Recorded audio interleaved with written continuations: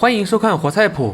今天以秋葵和土豆为食材，和大家分享一道颜值超高、味道超赞的小吃。首先，我们将削皮洗净的土豆切成滚刀块，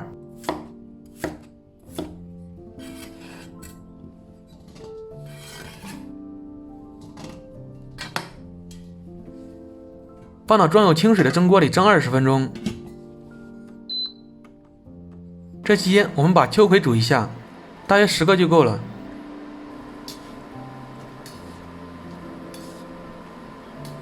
水开后煮约2分钟即可盛出。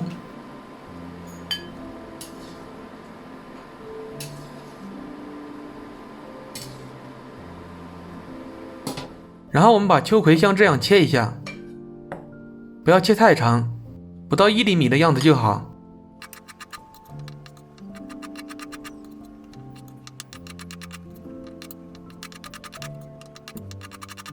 然后我们把切碎的秋葵像这样摆到碗里。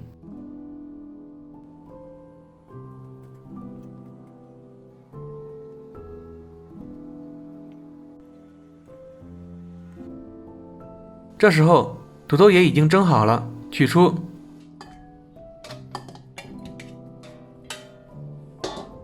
将土豆捣烂成泥。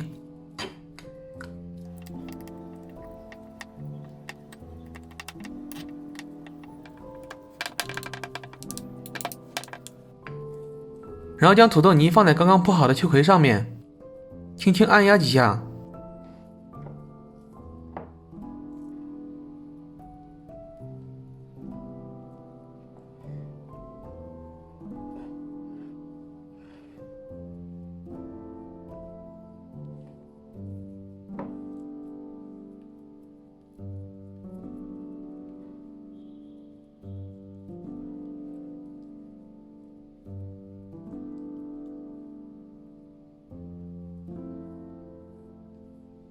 将盘子扣在上面，倒扣过来。接着我们调点料汁，起锅，锅热后倒油，油热后倒入适量的番茄沙丝，喜欢吃酸的话可以多放一点。搅拌均匀，加半勺清水。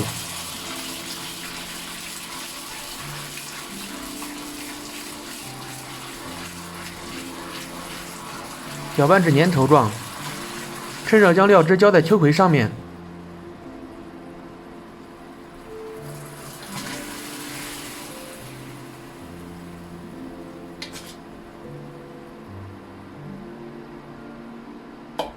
我们的秋葵土豆泥就做好了，食材简单，招待客人特有面子。